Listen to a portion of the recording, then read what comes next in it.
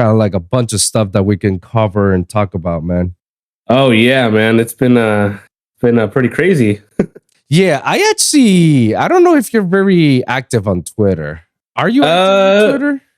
I am moderate. Like I'm not like I don't really go posting a whole bunch. Right. I'll try every now and then, but I mostly just kind of like whenever like stuff starts going on, I either get like DM'd or like I like look and it just fills up my whole feed of whatever happens to happen that day. Yeah, that's pretty much in my way as well. Like I really don't post anything at Twitter. If anything, I'll just like and retweet. That's pretty much. And most of the time, I'm just like and retweet our homies.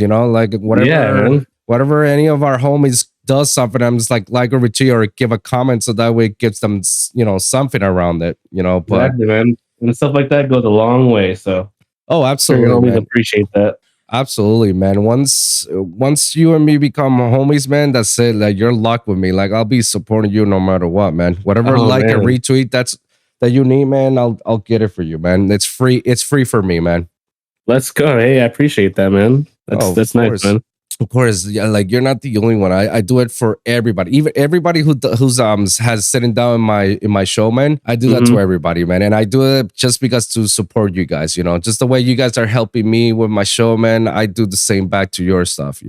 Hey, man, yeah, that's good, man. I appreciate that. Not a lot of people do that, and not a lot of people understand the kind of the value of that. So it's good. It's good to hear that. Oh, of course, man, and that's something that always like kind of puzzles me a lot. That people are like really don't do much of that genuine work of in it for people and supporting others. And when people have their own hidden agendas, it's kind of like it's kind of the world we live in. It's like okay, what are you gonna do for me? That's kind of how everyone sees it. Yeah, basically. Which in other sense, it's not wrong to think like that, but I kind of like understand more that for a business standpoint on labels and promotions and marketing and publishing and stuff like that. Not really to artist to artist, for artist to artists. Yeah, you should be just helping each other out for free, just with no charge or anything. Just the fact that you're helping me, I'll help you back, and that's it. It's free. It's free, and it's not. Yeah, man. It's not taking anything out of you. It's just boom. That's it. Even by playing other people's music during your set, that's already not enough support. And I think like that's something that a lot of people should be doing a lot more. Luckily for us, in the Grocery Boyz and some of the talents that I know from the French Revolution over there in France, all these French dubstep producers, they do all that shit. And even here in South Florida, I'm starting to see a lot of locals, they're starting to do stuff like that. So it's like, it's kind of rewarded for me to see that, man, because it's like, damn, bro, that's exactly what we needed, man. That's exactly what we want. Yeah, man. The Grocery Boyz community, it's pretty cool. I am kind of guilty of not being as active on Discord. It's a little bit harder for me to kind of be on Discord every single day, right? But whenever I can, I hop on, say what's up to the boys, absolutely, and then catch up, and then see what I can do. And then I'll be frank with you as well, dude. There's nothing wrong about that, and I completely understand because I do the same thing. I'm very bad with catching up with people as well, and it's because like the whole. I'm not that very big into group chats. At the earliest days, it kind of like got me annoying by having like me participating with 20 million people in the same group chat, and they're all bing, bing, bing, bing, bing, bing, bing. Yeah, like and from there, I just like stop being on groups chats altogether, and then all of a sudden Discord came about, and then Discord came about with some interests that I like playing Yu-Gi-Oh. So I mean. And a couple of Yu-Gi-Oh mods for the channels and then obviously the Grocery Boyz. That's the only time I ever open Discord for Grocery Boyz and for the Yu-Gi-Oh mods, because that's it. And even so, there are times in which I don't interact that much. I just say a few words and then I just disappear like a thief in the night. Hey, shout out Yu-Gi-Oh! First of all, fucking love that shit. Yeah, that's kind of how it is, man. I have two main Discord servers. One is the Grocery Boyz, and then one is one kind of comprised of Seattle DJs over here. And that's not really to stay clicky or anything like that, but it's just kind of you got to kind of grow inward and outward, Yeah, help around and then help outside, So that's kind of like what we do, which we try to like support what we can, and then kind of go outward from there. I mean, that's pretty dope, man. And I'm happy to hear that there's that, local support in Seattle, and other artists have their own, Discord or collective Discord from each state or each town that's from that within the state, and say like, hey, I'll do this, and we can support each other out and do all these other crazy shit. That's actually pretty good, man. And I'm happy to hear them. I wish we can have that a lot more with other states. Yeah. Who knows? Little by little, we're getting there, Don't get me wrong. Seattle, I think Seattle, in regards to kind of like we'll just use like kind of dubstep as a genre. It's still kind of fresh. It feels like, there's still a lot of, there's like, obviously like we have a lot of talent that's starting to come out of here. But I feel like, we're still like kind of not new to the scene, but like new to like kind of in regards to like bringing out talent. We're still not like flourishing. Like if you go to California, it's like oozing. It just comes out of everywhere. Just loaded. And then that in Denver, loaded.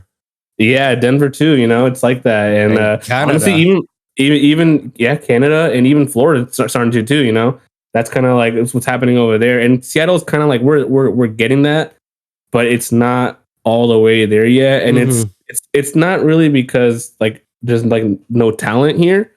It's because there's been a lot of falling outs. There's been a lot of like falling outs between like companies and stuff like that. And so like you'll put a lot of effort into this company, and then like something happens and you're just like, oh man. And all those artists that are like interlocked with that company just start dissipating, and then they kind of go into their own direction, and then like you kind of lose that connect, and then it's just kind of it's starting to feel more spread out. So little by little, everything's starting to kind of merge together again. There's still there's still issues every now and then, but it's starting to come together a little bit better now. That's actually pretty interesting. I've actually never heard of that, So let me take this straight. Like in Seattle, is EDM that big over there, or is like it's so like it's it's big. It's big. I mean we have like Bass Canyon, we had Paradiso back in the day. Oh, okay. And then we have a lot of shows at venues called WAMU and Showbox Soto. But it's more like it's not more like in the show aspect, but like or I guess not really in the show aspect where like these big artists come do these festivals, shows, whatever. It's more like in the night scene where like you have like these venues that are like doing like mini shows. Got you, like those weekly shows or those once a month shows type venues. Got you. Yeah. So hold on. So that means that then it's pretty much the same as here in South Florida. South Florida has these promotion companies in which they put up artists or local talent and then book, established artists to these venues and people come over. That's actually pretty interesting. Now, how is it over there? Because over here, I don't know if you ever heard stories from here, but I am curious of how it is over there when it comes to booking talent, local talent into the shows and what they do to put you up in the map. I think that part in general, I think that whole area, I think right now is kind of not really, it's kind of selective and almost somewhat clicky, but it's not, it's because it's a lot of companies, new companies that are coming out, and everyone wants to be the best. These companies want to be the best, and so they want to be able to kind of get the best talent out there, and like, okay, we know this person has a following, so I'm gonna make sure I keep booking this person, you know, to open up for so and so. Oh wow. And that's kind of how it is right now. You know, it's like it's kind of a free for all. You know, Jesus. So it's not very organized, if I might say so. Yeah, it could be more organized for sure. It definitely could be more organized. But like I said, I still think there's a lot of growing to do here. But I do like the direction that it's starting to happen. And I do think that, you know, maybe a year, 2 years, maybe things will start kind of flowing a little better. That's interesting, you know, and I kind of understand what you're going through with that aspect, because here in South Florida is almost the same thing. You know, you got these, you know, promotion companies, and I don't know, maybe a little bit has to do with, you know, the click. If you're around with this click, you know, then you could get booked for these certain shows. But sometimes is more about, like, luckily, it has become that point that now it's more about the talent. Like if you got the talent, you got the following, you got the pull, then, you know, we'll put you on spot. Back when I started, however, this was back in 2015, 2016 era, you know, when, you know, festival trap was booming and dubstep was a thing here in Miami. Now it's not. Now it's more underground and house. But back then when I started out, these companies were still around because we promote, you know, for Ultra and Life in Color and EDC Orlando, you know, or Sunset Music Festival. So we got over here, we had like 3 or 4 big festivals. So obviously, you got good resources by using some of these promotion companies. But what I did not like about it was the fact that they say that, you know, you want to be part of this, then you have to promote for us. Yeah, you can miss me with that. I'm not like I'll like I will like do to like as far as I can with my personal, like, you know, my like actual, like, not my alias, like not my dubstep daily. I'll like see, like, you know, I'll share it, whatever. I'll say I'm going to the event, but I made it kind of a rule for me is my alias GuyLeFoux. I'm not a social media promoter. You know, I'm not a promoter. Exactly. I'm an artist, and everything that I post on my alias, on my, you know, Instagram, Facebook, and you know, anything that has to do with GuyLeFoux is going to strictly be only GuyLeFoux, because I think that's like if a company forces you to do that on your stuff, it's like it takes away from your actual, what you actually want to post on there. You know, it's gonna make people not take you seriously. You know, and you wanna be as committed to your alias or your project that you have as possible. So I'm okay with promoting an event on my other stuff, like on my stuff that's my actual personal stuff. That's cool. You know, I have friends that like going to shows. They, you know, that I'll do that. But the moment I get asked to do that on my actual alias, I cut ties, man. That's not what I'm about. That's not what I want to do. Yeah. Well, I commend you for doing that, man. Good for you, bro. And keep it like that, man. That was me back in the day, because obviously back in the day I didn't know how to get into the industry. Now I do. Now I know all the ins and outs for the most of it, you know. And I wish that I could have taken back all those hours. And when I mean hours, I mean like hundreds of hours of me doing street flying promo. Oh man. Yeah. It just for me to get a slot, you know, just to get a slot for a show, to open up an artist, to be at a festival at that time, you know, to be, I mean, like, I got it. I did got it. They deliver.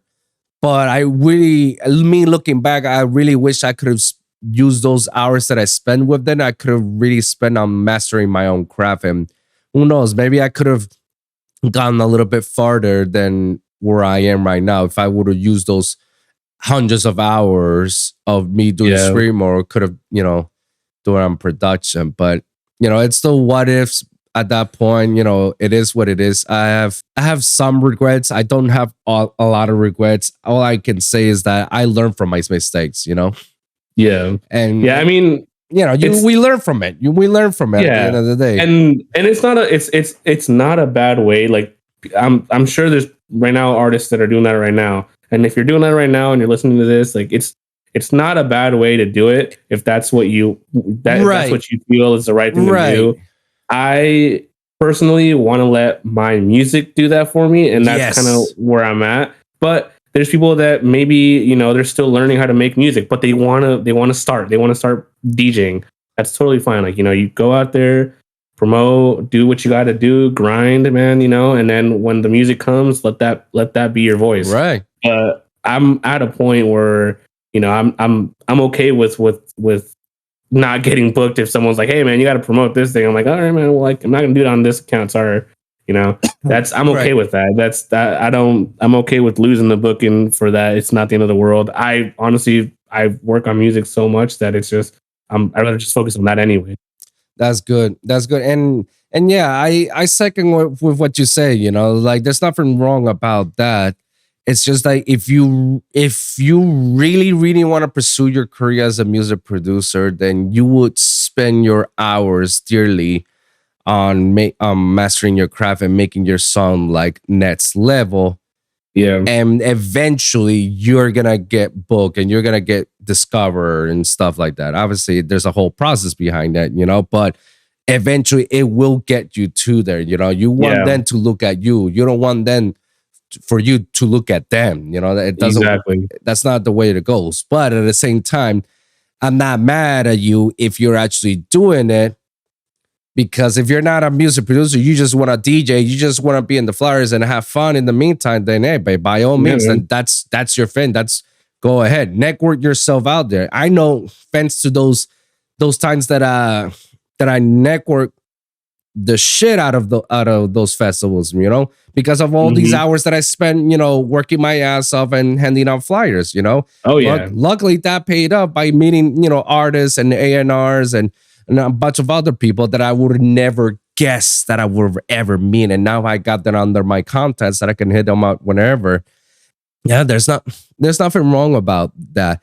I just feel like, just know what you want. If you really want to be in this festival game, like you want to do the whole festival tour and you want to be a nice, successful, subjectively, everybody has a different definition of being successful music producer. Yeah. But if you want to be touring a lot, then you will focus a lot more on your touring by making a shitload of music and making great quality music, not quantity, quality. Quality, yep. Yeah, making sure that shit bands and stands out from others, that a lot of artists will fuck with it and they'll be like, yo, I want to play some of your songs. And then that eventually will lead on to a lot of other things.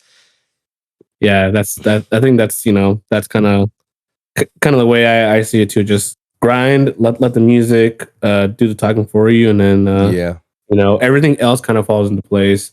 I always have a saying over here, and I say this a lot.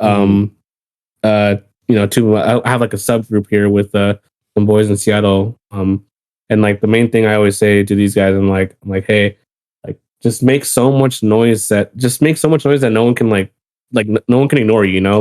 Just be loud, like be so loud, not in the sense of like physically being loud, but like just make so much noise with like your music, like make your music just do all the talking, and it's so good that it's really impossible to ignore. I wholeheartedly agree. Yeah, make a lot of noise and let other people know, where you're about.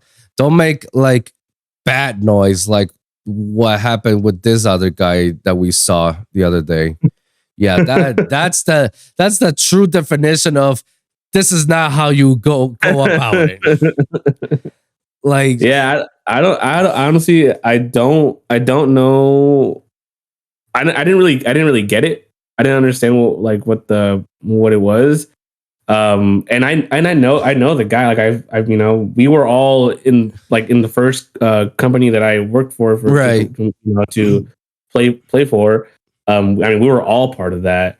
And the dude he's a very nice guy. Like, I mean, I've never I've never had an issue with the guy. So I'm wondering. This is the first time you see him ranting like on blast on Twitter overall. Like you haven't seen any. To be fair, I'm not actively on Twitter like that, but like like that was like the first time I've seen that, and so I was like, I mean, I didn't really think anything of it, and then I started like seeing everyone kind of react to it, and I'm like, oh man, I almost thought it was like a troll kind of, you know.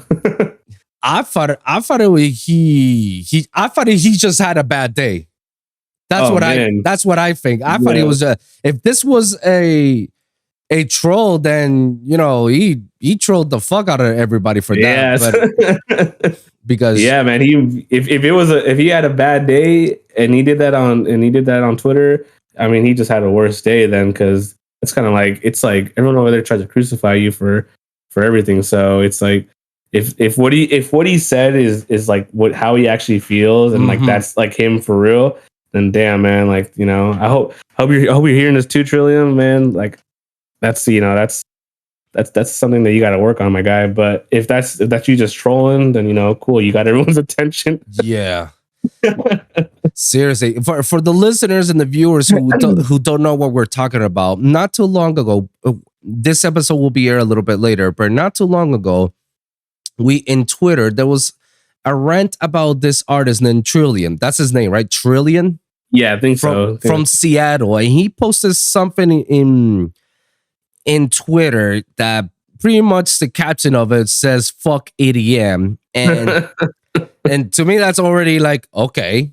And and I had to screenshot it, and he has, I'm not gonna say the whole thing of what he said. I'm just gonna summarize what he said. I screenshot it because I was like, holy crap.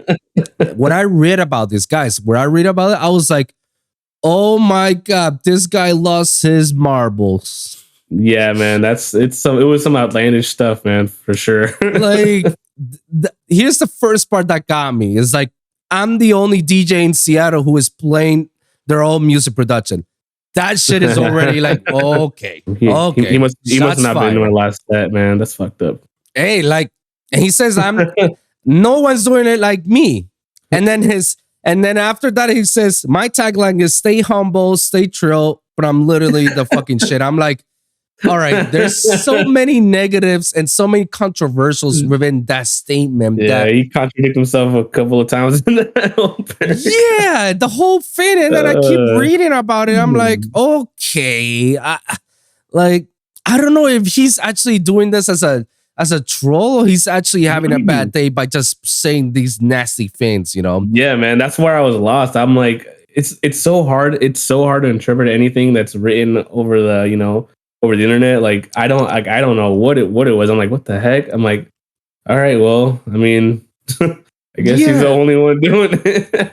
Yeah, I guess he's the only one in Seattle. He didn't say the small town somewhere in Seattle or the city of Seattle. No, he said the actual thing, like the whole Seattle. He says all of Seattle. Yeah, man. I guess I gotta work on my production. I guess, man. I'm not doing it big. Shit, it's like if somebody else tells me, it's like, oh yeah, like if somebody would tell me that, oh yeah, Nitty Gritty is the only bass artist in all of Florida, I'll be like, damn. I don't know what you're smoking on, bro.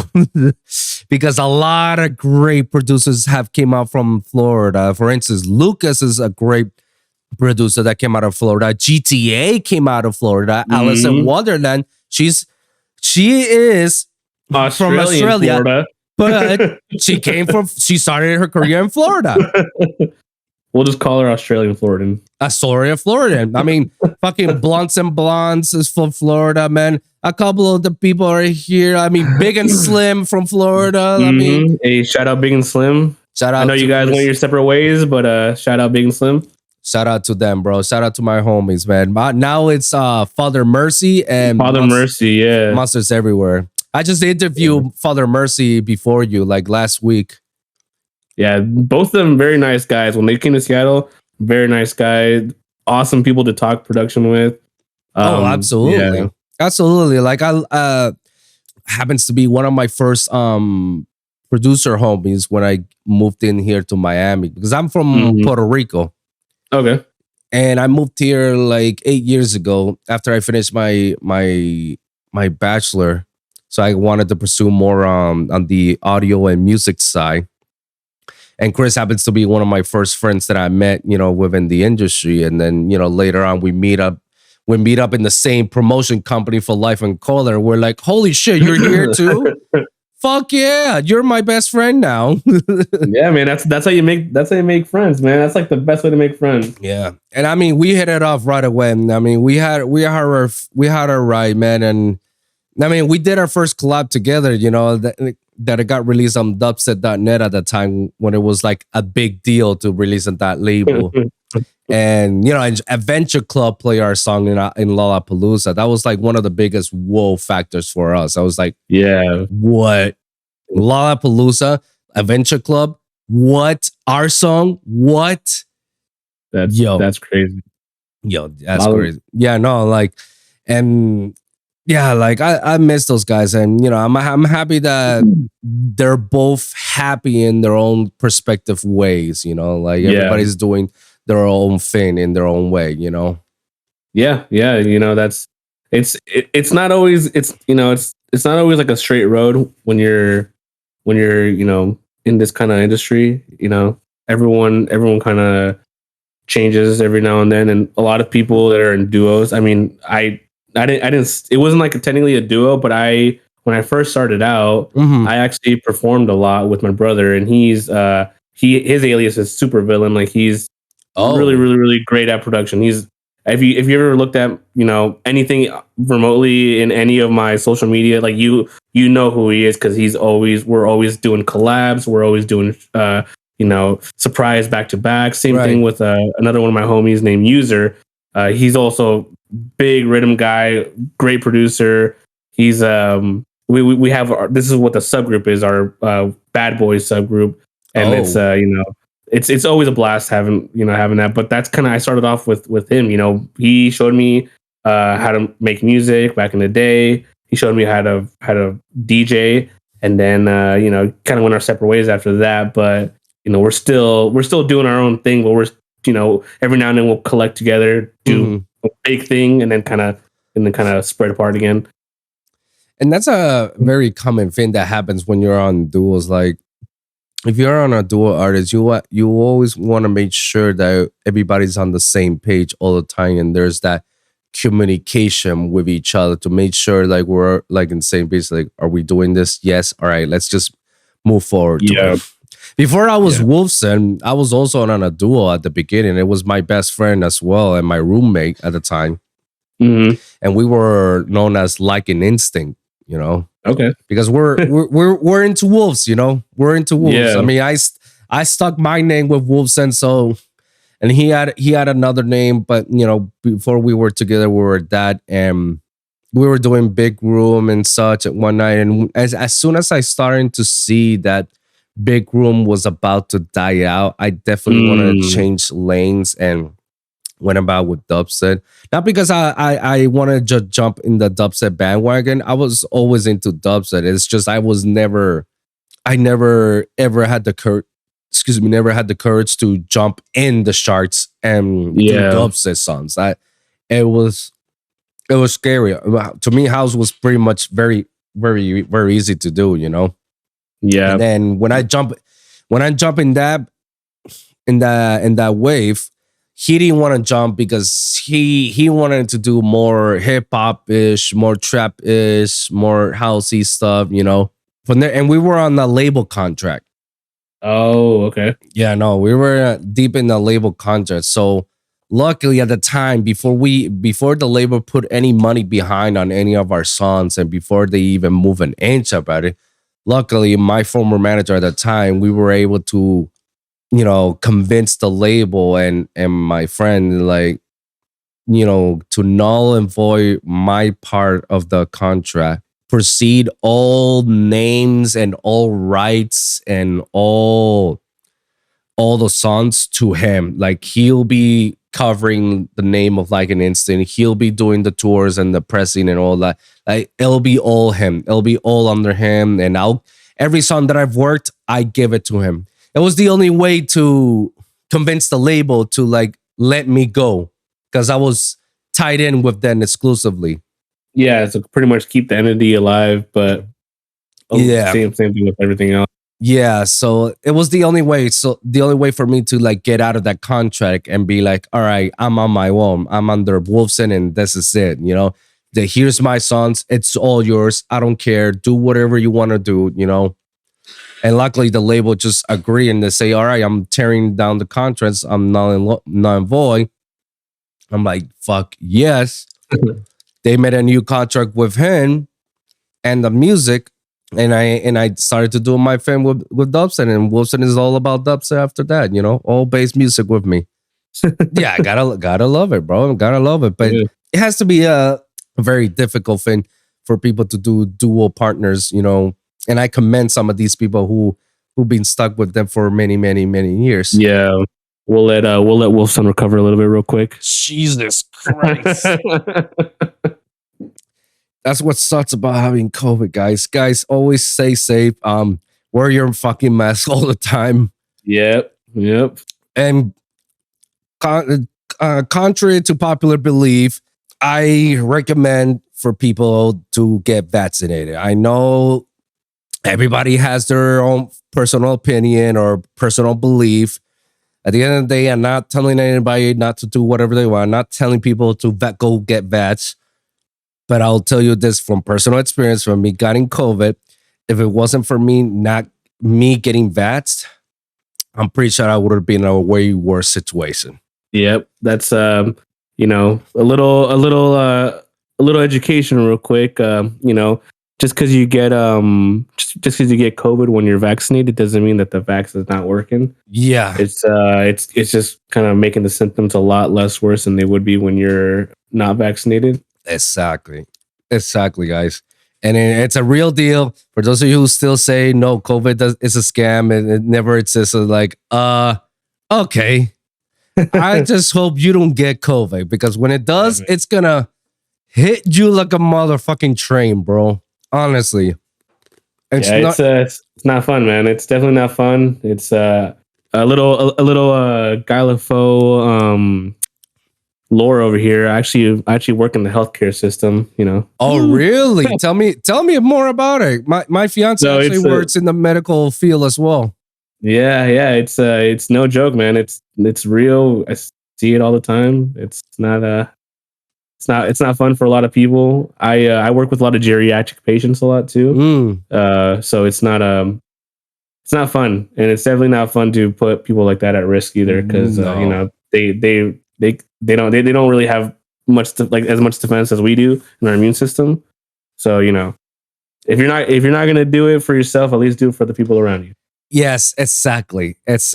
And let me tell you, I'm very careful with this stuff, because I try my best not to be exposed or be around with people that I know I may be at risk out of it. Even though it's like guys, 2 years later after the pandemic, where we still feel free, like, okay, it's okay, we don't need to wear masks, it's over. It is not. It's still out there, you know. It's like the Spanish flu. It's still there. Like we still haven't even discovered a cure for the Spanish flu. Now, isn't that a little bit crazy? We still haven't found any cure, to any flus. No, it's just it's just vaccine and boosters to kind of help your immune system during that time. I think what's going to happen is COVID is going to become seasonal, just like kind of your regular old flu. Yeah. And we're gonna need to get vaccines, boosters year round, like kind of how we always do. And no, it's not, you know, microchips going inside you. It's not the 5G towers, you know, giving you radiation. I'm gonna tread lightly here though, because I don't want some people to get offended. You know, everyone's entitled to their own choice. It's guys, your body, it's a podcast, all right? It's a podcast. Calm the fuck down, all right? Calm the fuck down. This is our own personal beliefs. You can guys do what you want to do, man. If you guys want to do your own research, go ahead. And like I said, put the disclaimer: we're not telling anybody to do whatever they want to do. It is your own free will. We're just indicating that. We're just saying, based on our personal experience. Yep. I'm glad that I got myself vaccinated, because if not, I think we wouldn't be having this conversation, you and me, right now. I'm pretty sure I'll be still in the hospital. Yeah, man, it's definitely not fun. Getting put on ventilators also. For those of you that don't know, you don't want to be on that. Oh no. Not something you want to be on. No. And let me tell you, my fiance actually works sometimes in the COVID units, and she tells me some of these stories. And she actually goes to the extremes, like having double face mask plus the shield. Yeah, she's all covered up, and she tells me some of the stories, and I'm like, Jesus, bro. Like, yeah, man. You gotta. They start making you wear N95s. Yeah, which are I mean, for me, I really do not like wearing those things because it feels like you have like something just strapped onto your face and really, really tight. But I mean, it's meant so that way you don't get sick. Right. I mean, nobody likes to wear masks. Let's be honest. Yeah. Nobody wants to wear a mask at all, but we have to do it because it's the only way for us to get ourselves protected from getting exposed to such a virus like that, man. I mean, let me tell you, it's that easy that I do not know how I even got it by myself. All I can think about is that there was only one time I was shopping with my fiance, and we were around in Publix, and that's just pretty much I can think of. Like, that was the only time that I felt like I was outside not wearing my mask in Publix, and a few days later I got a sore throat, and then all of a sudden it just hit me, and I thought it was just a common cold. I thought it was just a cold flu, because it's flu season. It's fucking flu season. So then it just hit you like a brick, just bam. Yeah, and it hit me like a freight train, you know? So all this time is like, oh shit, it has to be the cold, man, because I'm getting the sore throat. It's about to get congested. Let me start taking antibiotics. Let me start, putting myself on vitamins. Let me start taking Mucinex and whatnot. And then when I take the home test, just to be on the safe side, just to say like, hey, I did it. I could go back to work the next day or something. Man, that shit came right away. Positive. Right away, yep. Right away. I was like, oh, fuck. So it's you were at your peak, man. Yeah, you were at your peak. I didn't know I was in my worst. And the whole time I was like, oh, it's cold. It's a cold. And the whole time I was thinking, it's a cold. It's gonna pass by. Oh man, the worst thing, honestly, so when I had it, I got it.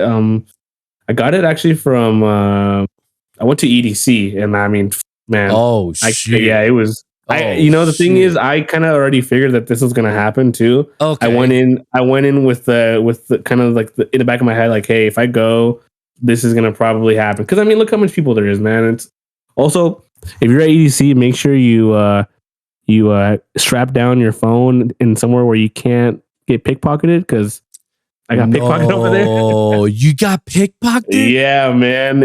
I was pissed, but I also had insurance on my phone, so I was okay. But yeah, I got sick over there for sure. And then I had one really bad day, like where I was just like immobile. I was like dying. I was like, oh well, this is it, man. This is how I go. C'est la vie. C'est la vie. C'est la vie, man. I'm out. And then after that, I started recovering, and the thing that kind of just lingered is brain fog. It just stayed with me. It was like it wasn't going away, and I would be at work and I couldn't like do things properly. So I had to like kind of, yeah, man. That's a symptom, man. You can get brain fog, and it's like it sounds funny, like you're like, oh yeah, you just can't think. No, it's like you literally like you're just like you're so confused. You're just like you don't know what's going on sometimes. Oh, interesting. Yeah. I've never heard of that, but I have heard the term that a lot of lingering effects after after the worst has passed, and after you actually got a little bit better, there's still lingering effects. Like, for example, for the people who lost the taste, smell, and smell, even after they got better, they still have a loss of taste and smell, and it isn't until like a month later is that their taste and smell comes back again. Yeah, man. there's some people that don't even get that for like months, not like more than 1 month. Crazy. And then some people, like if you're asthmatic and that's the worst. you're coughing a lot, it's really tough to recover, man. Jesus. And I'm right now. Damn, I don't even know what's gonna be my lingering effect. Either it's gonna be my coughing or my congestion. Because it might be both. It might be both. It might be even both. It might be even both, man. I'll be hooked up on medicine every fucking day, man. I don't know. I just know that at least for today, when I got this recorded today, I feel a whole lot better physically and mentally. And I feel like I gained a lot more of my energy. I know the previous days I was still like at my best 50, little by little, my 60%. And then, I'm pushing down there. In the mornings, I'm like, ugh. During the day, I'm like, okay, we got something. And then at nighttime, I feel like it's just imagine you're, you have like a brown bag and you're just constantly holding it in your mouth and you're trying to do activities. That's pretty much what's happening. Your lungs are recovering from all that good stuff, man. Yeah, no, it's no bueno, man. It's definitely no bueno. Nobody and nobody's lucky enough to get in. It's like this is something that even if you're vaccinated, you will get it sometime eventually. There is no escape around it, It's pretty contagious, so yeah. It's pretty contagious. So, I'm not saying people, hey, go ahead and get COVID so that way your body gets the immune system. I'm not saying herd immunity. Just I'm not saying that. Oh man. Just go out seeking people with COVID and just hey, it. Somebody coughing. Oh shit. He may have it. All right. Go. Let me get it right now so I can get this shit over with. Just cough on my face real quick. Hurry. I need it. That's you. Like, I don't need you to sneeze on me, motherfucker. It's coughing. Cough, man. Only cough. God damn it. Now I gotta get boogers all around me, man. I got snot on my face, man. It's gonna have to work. Shit, man. But anyways, guys, stay safe, please. And always try to wear a mask. Even if your local government tells you, like, you're allowed not to wear a mask, it's only optional. Just wear a mask for if you're going on big crowded places like EDC or movie theaters or or any other. All you kids going to Lost Lands, Holy shit! A lot of people are going to Lost Land. Let's talk about that, bro. I feel like Lost. Fun. I feel like is it already a sold out thing? I haven't checked it. I'm not sure. I definitely won't be going to that. I got to save money. So you already booked your tickets? You already got your stuff, or you haven't got to that part yet? No, I'm definitely not. I'm not going to be going. I won't be going. Unfortunately, as much as I would like to go to like a show, I got stuff. I gotta save money for. And then if I get by some chance like later in the future if I just get booked there, I'll just probably just do that. I'll just pray on that. Hey man, I mean put your name in the whole artist lineup of people that Ed should look out for, like start spreading the word. It's like, hey guys, put my name in here, put a check mark to see for. Oh yeah, the what is it called? The up and coming artists, a little list that they got going on. Yeah, that little crap right here. That Incision does that every year for when Lost Lands is around. They put I don't know who keeps putting my name in there, but hey, whoever's putting my name, shout out to you guys. Shout out to you guys because I know I'm not gonna be in Lost Lands. any given time in the future, I'm not gonna be in Lost Lands unless they give me a press credentials. I'm not doing Lost Lands. Man. Do they do stuff like that? I feel like they should start doing stuff like that. Do you guys remember like back in the day when like 12th Planet was doing what was that show? He would like interview people like during shows and stuff like that. Yeah, I'm trying to get to do that. I just need my podcast to pop off a little bit, like at least get to the 1,000 followers range. Oh, it's gonna happen, man. Sooner or later, it's gonna happen. Sooner or later, absolutely, absolutely. But I think I need to get that little following just to show them, hey, I'm legit. Like I get like at least a good amount of 500 viewerships on my show. You know, for them to ever consider me a legitimate business as a podcaster and have me to do interviews and give me a press pass out of it. You know, but I mean, you want to know what you should do? What?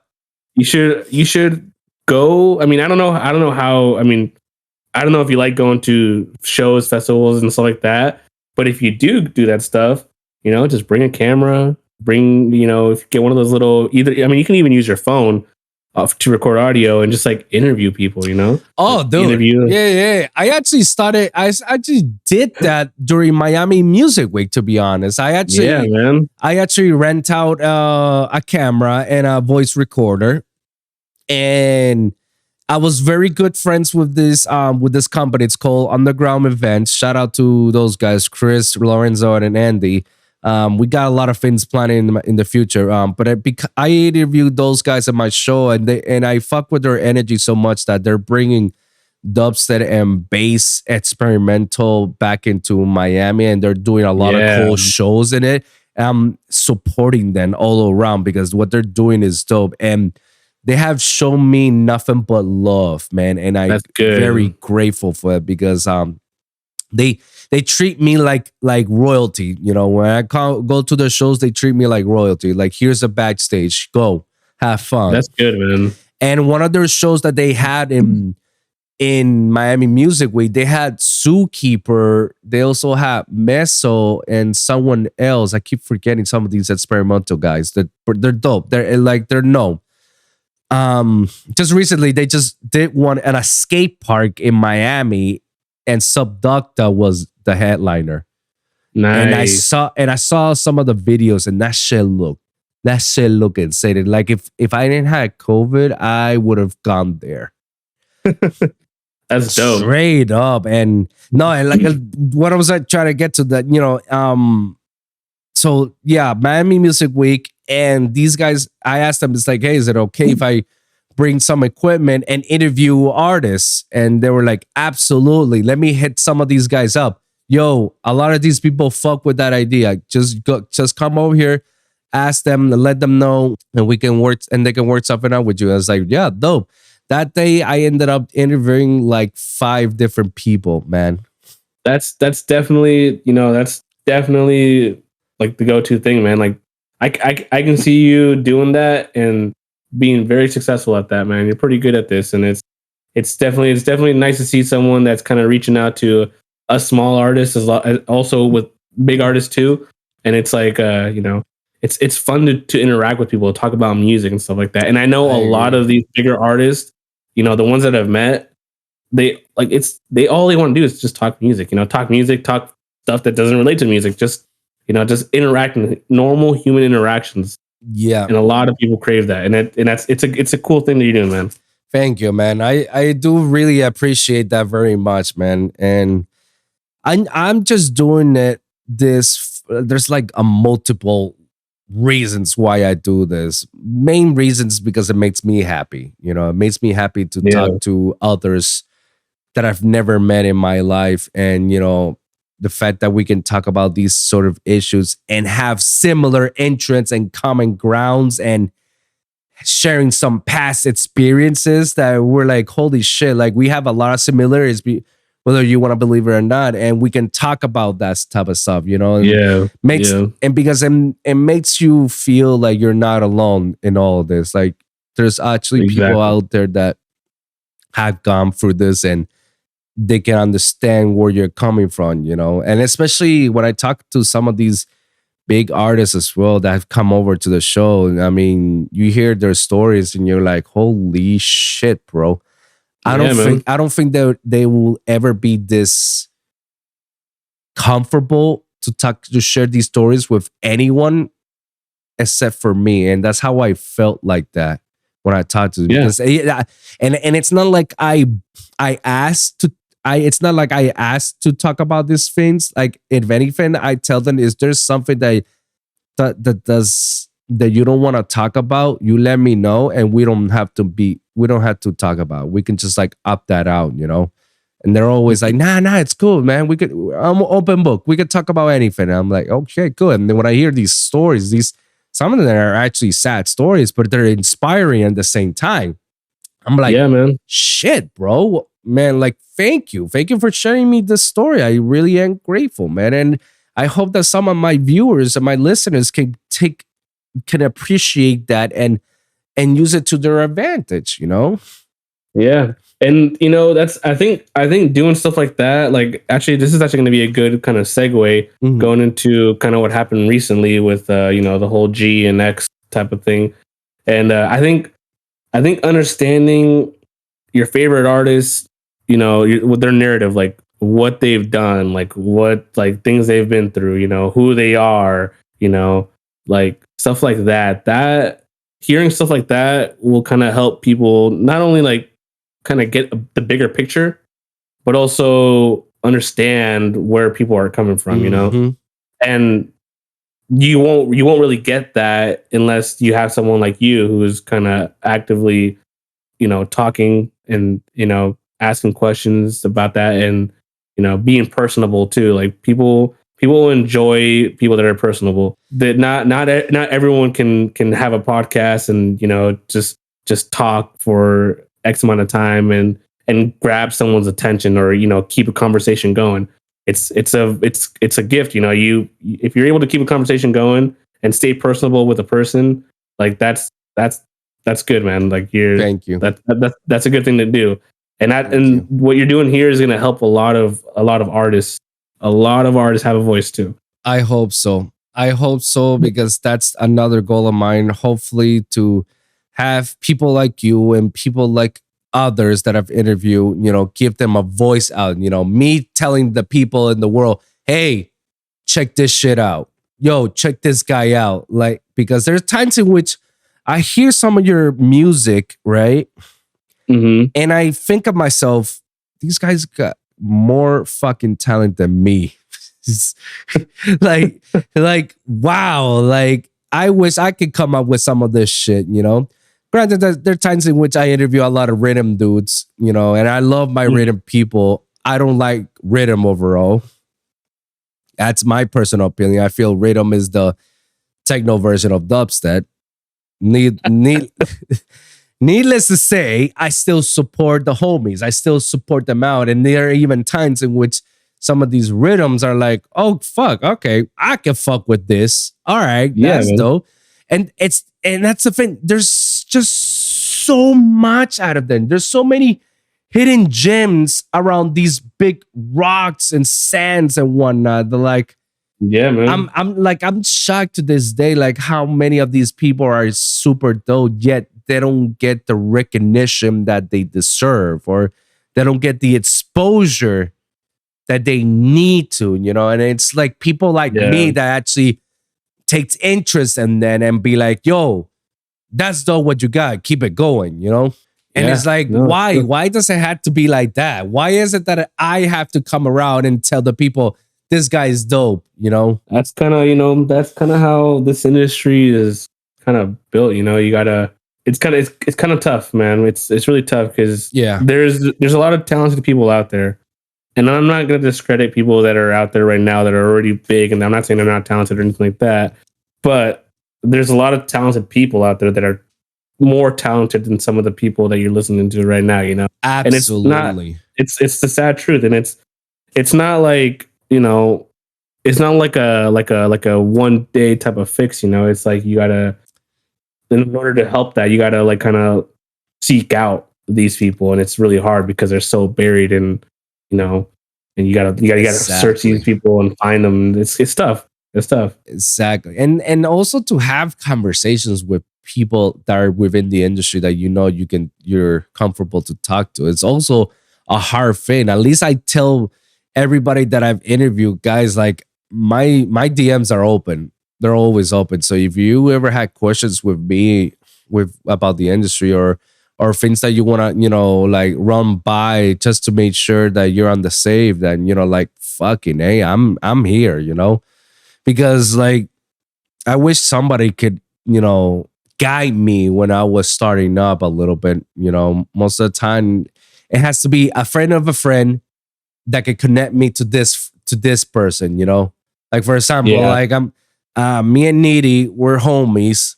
I had to go through Needy to get in contact with some of the LA producers, like Company, like Wooly, like Careless Castles, people like that, so I can talk to them and have conversations, or have them tutor me to do little sessions and learn a little bit few things, and in between truck in between and say what you're doing and how you did this, how you did that, and so.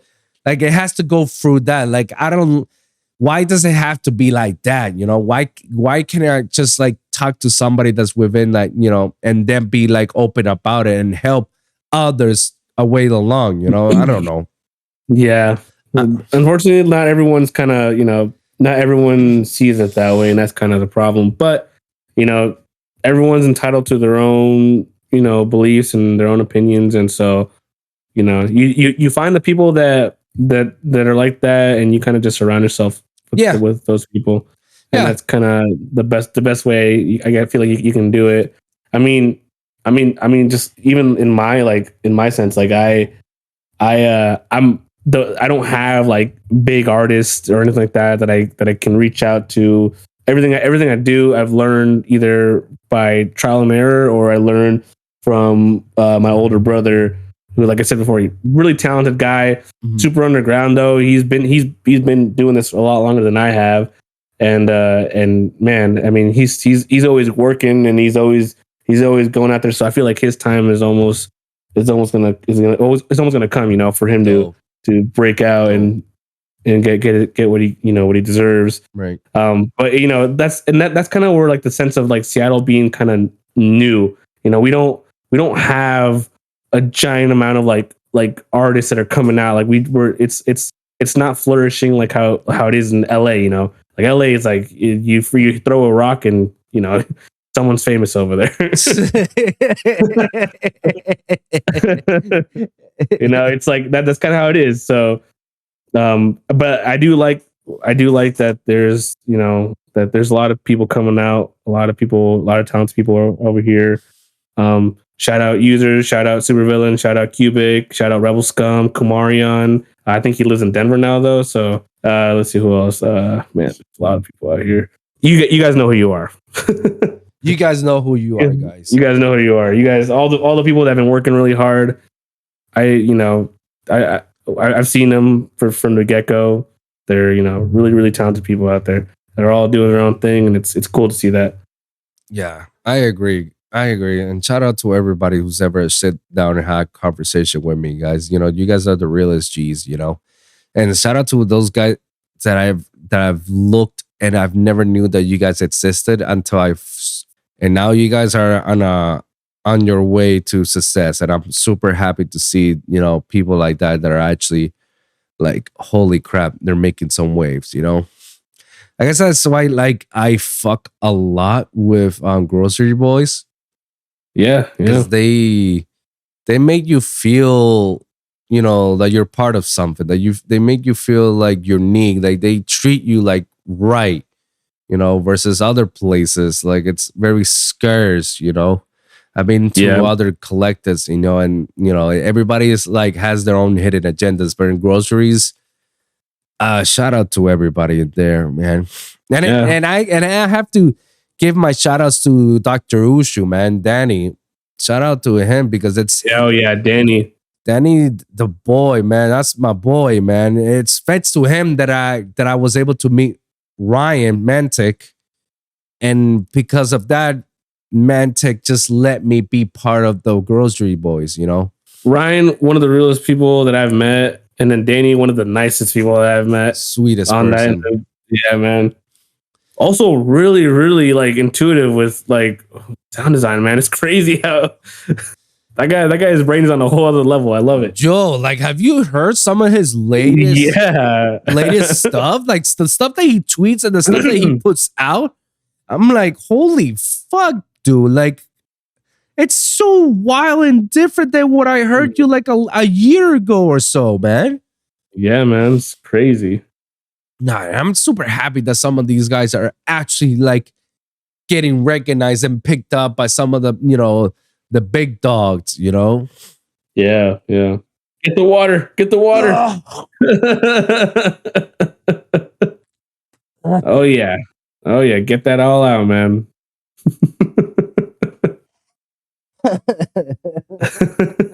Oh. And I want this over. Okay, you got a couple months. Don't tell me that. Nah, I mean it'll linger. It'll linger here and there, but hopefully, you know, the recovery is a lot more smoother. Come on, drugs. Hurry up and do your thing.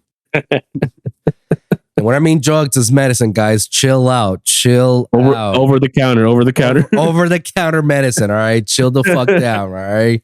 Jeez, all right? It's just mucinets, guys, you know? I just saw him do a line, guys, just to clear the sinuses. I saw with my own eyes.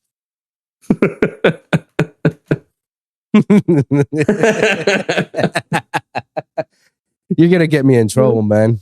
Oh man, that's a YouTube strike right there. Boom.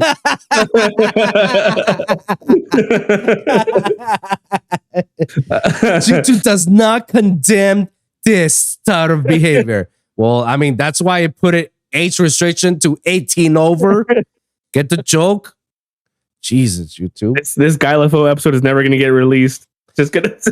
Yeah, they'll have demonetization, strides, violations. Like, damn, bro. All of the above. All the above. Hey, that just makes the episode more interesting.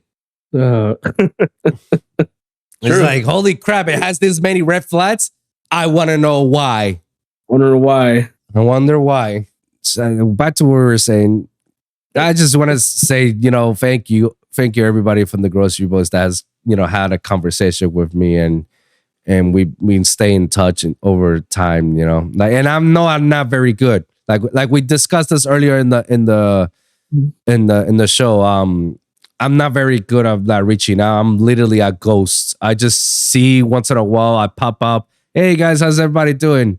All right, bye. And just like, but I mean, once in a while, that's what I cannot do in saying hi to everybody. I make it up by, you know, reposting and liking everything and letting the whole world, yo, check this shit out, you know? Yeah, man. I mean, any little bit counts, man. You know, anything, just checking in on people. I try to do my best to do that too. Yeah. And you know, it's what you can do. I know a lot of people have lives out there, so it's like it's tough. But you know, any interaction, any talking, anything like that helps, man. Even by just saying one-liners to say, "Hey, man, I hope you're doing okay, man. Have a great time. Have a great day. Have a great weekend," or something like that, makes the whole world a difference, man. Makes the whole absolutely. world. And luckily, like I'm so happy that I was able to do that with a lot of people, and people were like very appreciative of it, and I stay in touch with them. Yeah. And I just stay to it with these guys, you know, because like, hey, you know, at least it's making their day much better. It could be a worse day, and I'm just writing then. Oh yeah, man. That hello goes a long way, man. Hello goes a long way. Oh yeah. So guys, it's always good to pay it forward, you know. Always be nice around others, and always treat people with kindness, you know. Don't be like this guy with Trillion. Stay trill, but also stay humble, guys. Right? Stay humble, and don't contradict yourself with that, right? Just, but guys, it is actually a natural thing, you know. Being humble in this industry goes a lot more further than you can ever imagine. you couldn't possibly believe all the people that I have and all the networks that I got by just being a nice person. It doesn't cost you anything to be nice to somebody. Yeah. Just being humble and being appreciative. You know, Yeah. saying and you can be humble, and you can also be confident. You can be both those things at the same time. right. And it's not impossible. It's not impossible, and it will go along a lot way. Obviously, there's a fine line by saying that being nice to somebody and letting them take advantage of you. Obviously, there's that line. You have to differentiate that line to make sure, like, wait a minute, am I being taken care of, or am I being taken, advantage of? Absolutely. But and overall, like, you still just be humble about it and just be, whatever the outcome, always end up on nicer terms. Don't ever go with fuck you or whatever, because you never know that later down the road, that person that you say fuck you could be the person that could help you in your career, and I've seen this so many times, like, so many times with so many people with so many logos that I've seen it. Like, then they could have changed that attitudes a little bit, and they could have be a bit further, because now the person that they don't do business with are doing business with me, and now I'm getting ahead of it, and these guys aren't. They had the opportunity. Saying that you're humble does not mean that you are humble. Actions speak louder than words. Yeah, I've been lucky. I haven't had very many interactions where I've had like a, egotistical or like any type of artist, big artist that was like, they had like a big ego or anything like that. There's only one instance I can think of, and we can talk about it. I'm not gonna say the person's name. You know who you are. I'm coming for you. You can say it. I could just bleep it out. Nah, I'll leave it. I'll leave it how it is. But but that being said, I've met a lot of artists and stuff like that. So it's good that I'm okay with it being just one person out of the X amount of people that I've met. It's a lot of people are pretty nice, and it's crazy because you see like all these people that have, all these artists, they have like this crazy, dark aesthetic, and then like you meet them, they're like this very nice, genuine person. You're like, oh man, that's kind of cool. I mean, perfect example. Look at Sudden Death. Everybody sees Sudden Death, is like, holy shit, what the fuck? This guy is on an evil persona or some shit. And when you see you talking to him, he's like the nicest dude ever. Yeah, very, very, very quiet guy too, Danny. Yeah, Danny's a very quiet guy too. So yeah, but when you have the chance to talk to him, man, oh my god, what a sweetheart the guy is, Yeah, and that's how a lot of these bass artists are. Yeah, look at David Gasly. Yeah. Oh yeah. Gasly, also, you can see that he has like a dark persona, a very troll looking like, but when you have a conversation with him, man, it becomes very meaningful and appreciative of it. Like, the guy is a pretty dope person, Yeah, that's good. It's good that you can it kind of not really expect it, but also kind of just know that, hey, like, there's a good chance that this person's a lot nicer, So it's nice to see that in this industry. It's not always true. There's a lot of bullshit out there. Oh my! A lot of bullshit out there. But oh my god, there's just so much bullshit within the bullshit, outside of the bullshit. It's like there's layers to it, and you can not even believe that people aren't even like that, or people are capable of like that, or people are like aware of like, this is how shit really works, Like, one instance that caught me, like, that grinded my gear was my last show before I went into the, like, I stopped promoting altogether for these promotion companies, and now I'm just focusing on me. My last show, I was gonna I opened for Borkor. And it was gonna be like, my big band show. Like, this is it. I'm gonna leave it all right there, and I'm gonna have Nitty to be right there next to me, center stage, for like, hey, here's some of the songs, see, here's some of your songs, and people see Nitty and be like, oh my god, he fucks with this guy, blah blah blah. Yeah. So it was gonna end it like that, like a high note, like this is it. Yeah. Promoter tells me, say, hey, can you give me your SoundCloud? It's like, sure, what you need it for? It's like, Borgor's people wants to check on you. I'm like, oh, okay. No, sure. I mean, why not? Here's my SoundCloud. They come back to me and say, hey, can you not play bass and play only house? Oh, hell no, dude. What the fuck? I'm like, wait, what? Why? And they were like, oh, Borgor's people listen to your songs and they say that you're too heavy for Borgor, and they want you to tone it down. I'm like, what? What kind of bullshit is that? Like, it's a fucking bass show. Bass heads are gonna be there. What kind of show is it that you're gonna put house music in it? That makes no sense, especially when I'm not a house DJ. I know how to play house. I have house music. I just chose not to because that's not my realm, and I'm not that type of DJ. I'm a DJ that want to play whatever I want to play. The fuck? He's like, well, it's either that or, you have to open up a little bit earlier before him. Yeah, that's I guess that's a good, like, okay, that brings up a good conversation. Let's have it. Let's have it. It's been like this for a while too. Like, as a big artist, do big artists, do they want people to downplay their set that are going on before? Because I let everyone know beforehand, before anything. I'm like, I'm gonna be going heavy as fuck. I'm gonna be going crazy. I'm gonna be getting, I'm gonna be playing my music, other people's music, whatever. But I'm gonna be going heavy as fuck.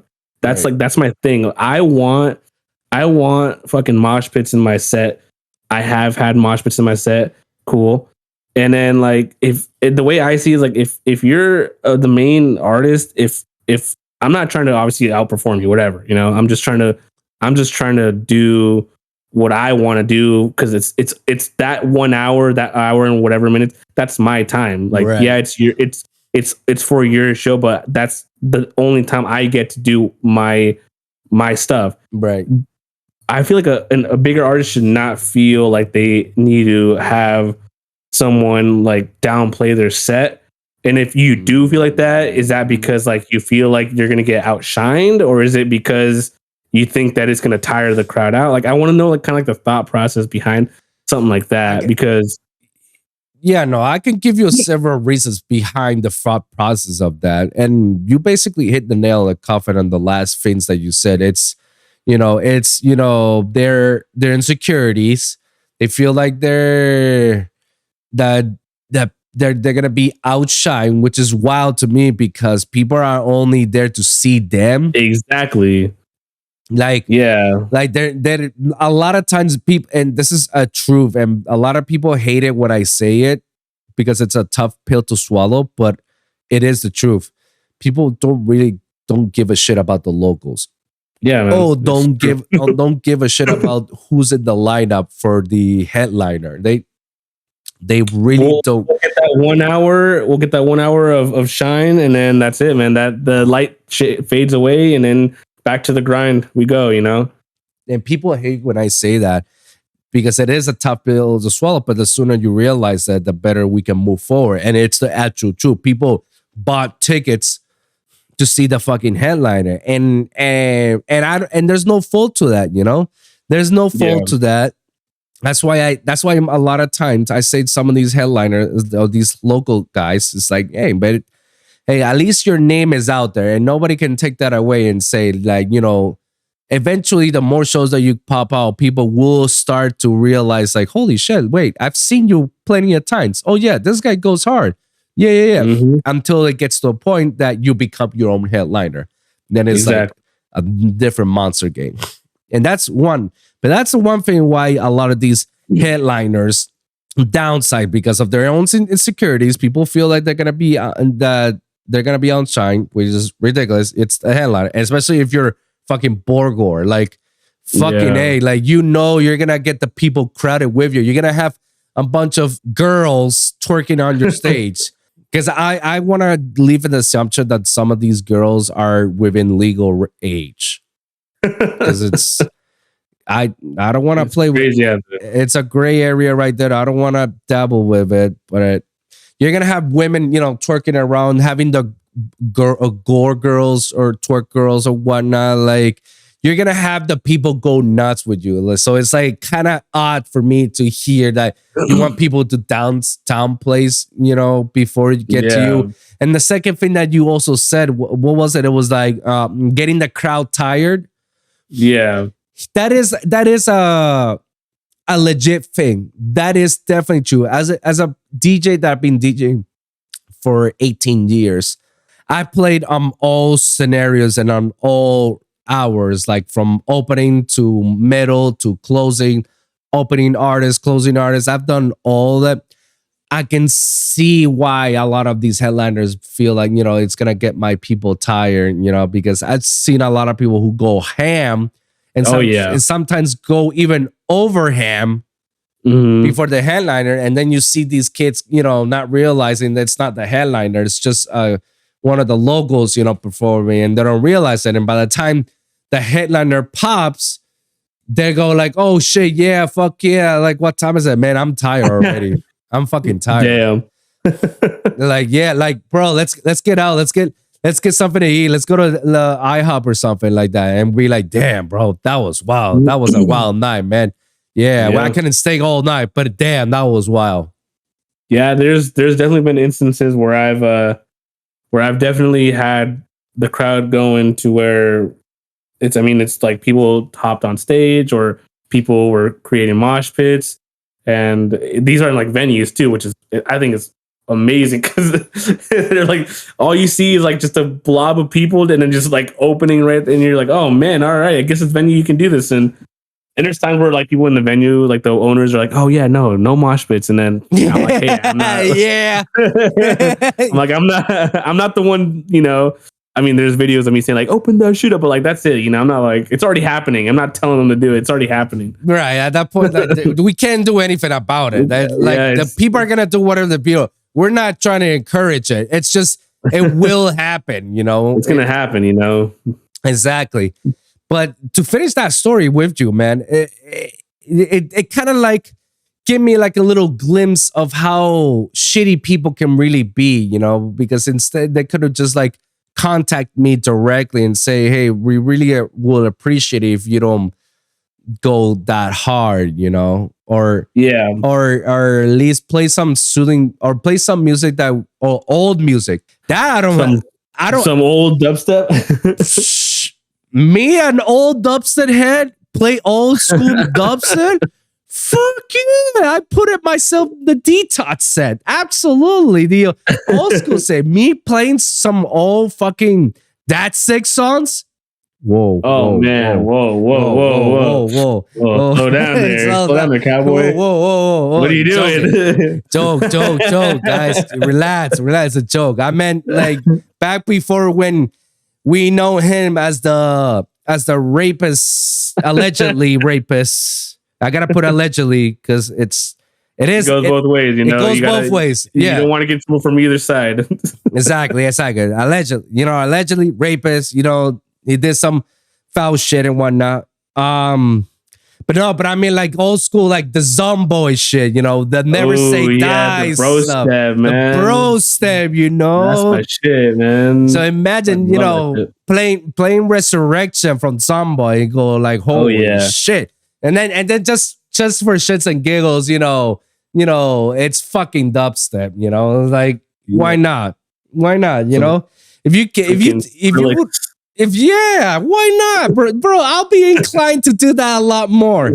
Absolutely. If you would have tell me that, hey, can you just like play old music and not play any new stuff or, don't go that hard, and then sure. I would be much more acceptable of it and be like, all right, bet it's your show. I'm not gonna overpay you, you know. But because you have to go through other people and then have to tell me that I have to, you know, lower my standards for you guys, like, nah, bro. Like, in that show, that was my last show, and I went ham. And obviously, I went even double ham because half of the songs on my 30-minute set were my originals. Yeah. So it kind of went down even better. The fact that I was able to play my originals and play music from my homies like Needy and some of these other big talents. So it was like, if I went big because you felt I went big, it's because of my own production. It wasn't. Yeah, there you go, man. They can't combat that. That's all you know. That's all me. And I left it with that high note, saying like, you know, this is the last track, and then just bounce, bro. And yeah, bro. Like it's. I hate when a lot of those artists does that to some of these people, saying. And that having that conversation is always good to have it because these headliners need to understand that you guys were once in that position. Like everyone starts right there, man. And you know, whether some people started by just strictly production and then jump into touring, or you started, you know, DJing and then production and then now you're touring. You were once one of those kids that you wanted to go ham. We all started from somewhere, you know? So for you to be a little bit insecure about that stuff kind of feels like, I don't know, kind of shady of your part, and having your people to talk for you, that's even worse, because that means you don't have the balls to talk to some of us to say, hey, you know, if it's cool or not. That's why I don't give a shit. You know, if I ever play, is like I play my music and that's it. Like you can't. If by chance my music is hard, then gotta work on something else. They gotta work on something else, then, man. Because I don't figure that out. Yeah, because I don't no longer play music as a DJ's perspective, as of like, you know, I gotta play some of the club bangers or the bangers that have been playing in festivals that people may recognize or not. Now I look at it a different way. Now I play music that's my music and music of people that I support, or people that they support me and they give me some of their music. So like everything I get is just original work from original people, and that's it, you know? And that's how I keep it real, you know? And something that I always tell people, like, bro, if I were a headliner, I would want you to go harder than me. Yeah, me too. Like, I would encourage it. I would love that. Yeah, because that means like, holy shit, this guy is going hammering than me. Damn, now I gotta figure something out to go even hammer than him. Like, shit, he played my song. I got you. I'm gonna play the same song, but in a different way, and it's gonna sound even harder. Like it's like its own little giddy up competition. You know, it's like, ooh, yeah, who's me? Like, I'm gonna get you. It's a dick swinging competition. Yeah. You see who's got the biggest dick in all this. Who's got the bigger dick? Yeah. But I would always encourage people to like just like go ham, bro. Like honestly, like go bigger than me, bro. I really don't care. Like I welcome that type of stuff, because it's just, it makes them happy. It makes them have fun. You know, it makes them feel like, you know, they're being appreciated by their peers. You know. That 1 hour or whatever, that one hour that they get, that's, you know, that's enough. You know, that's enough to make someone's day. So, you know, to take that away from someone, it kind of sucks. Yeah. 1 hour, 45 minutes, 30 minutes, whatever you can get out of it, man. It makes a hell of a difference to some of these people who perform in your own shows and promote your show as well. That's another thing, that they're promoting their shows, and they look up to you, and when they see that you do certain behaviors like that, makes them question some of the stuff, and it makes them discourage. And I feel like that we shouldn't have that type of mentality. And if anything, we should be encourage other people. We should be, letting people know it's cool to do this sort of stuff, But I mean, I don't know. That's my thought process out of it. You got anything else with that conversation, man? I mean, that's pretty spot on, man. I mean, I'm not a big artist, so I can't say what it's like on the other side. But the way I see it is like, man, you're already there. Don't let someone who is in that path outshine you. Like you already have the ability to do all the cool, all the shows, whatever. Like if you feel threatened by someone who is trying to make their name known too, right? Like, I mean, you're you gotta think about something else, But that's just me. That's just my 2 cents. I'm not in the position to to be like, oh yeah, man, I would do that because I'm not there. But I'm pretty sure that if I ever get to that point, yeah, trying to. If I ever get to that position though, I'm definitely like, I don't give a fuck. Like if you want to go hard, man, go hard. Like I'm already content with how I make my sets, how I have my music. Right. That I know that my shit's already hard. So, if anything, it's like, all right, you gotta, can you match me? Can you do what I do? Are you gonna be able to match it? Or are you gonna go above? If you go above, like, I want to see why, I want to see how you're doing it. Like everyone can learn from something, just because you're a touring artist doesn't mean you can't learn new tricks.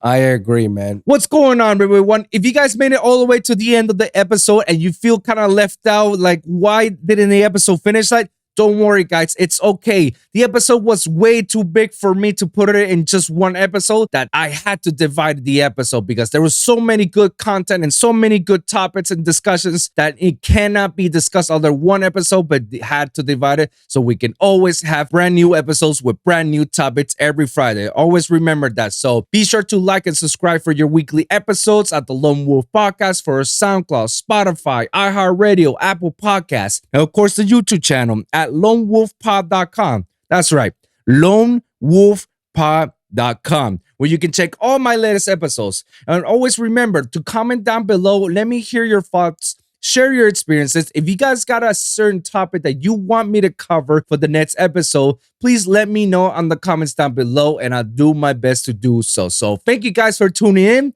and we'll see you guys at the next one. Deuces.